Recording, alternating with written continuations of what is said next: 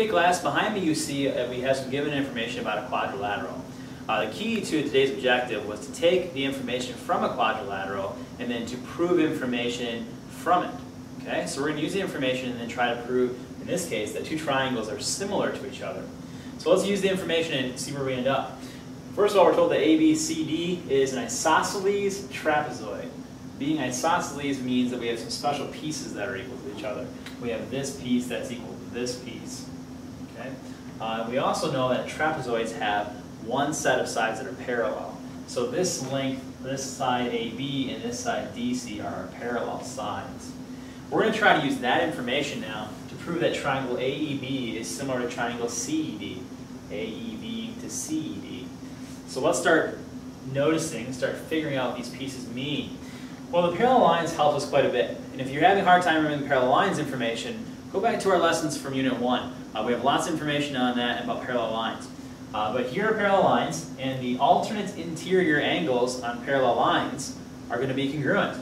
So I'm going to note those right now. This angle, angle ABD, and this angle, CDB, are alternate interior angles formed by the parallel lines cut by that transversal.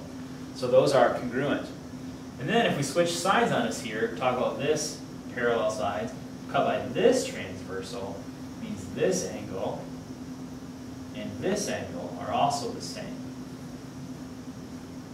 Okay?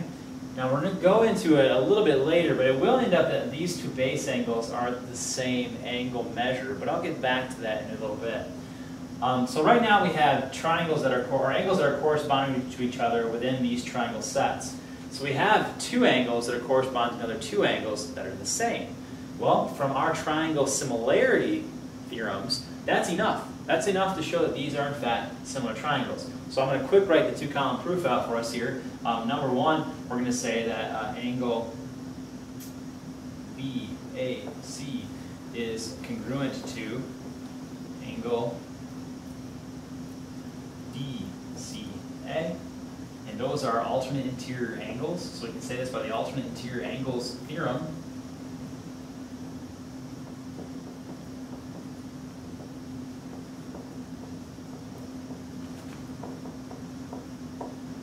Okay, and next we're going to talk about angle BDC being similar and congruent to angle BDC to angle ABD.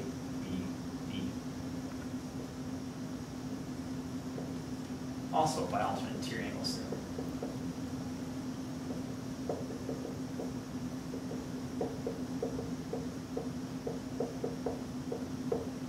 Okay, then we can say our triangles, triangle AEB, is similar to triangle CED by the angle similarity theorem.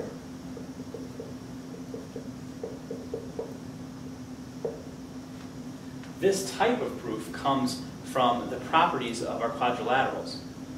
Now, as I mentioned, we're going to take a further look at why these two must be equal to each other in our next video.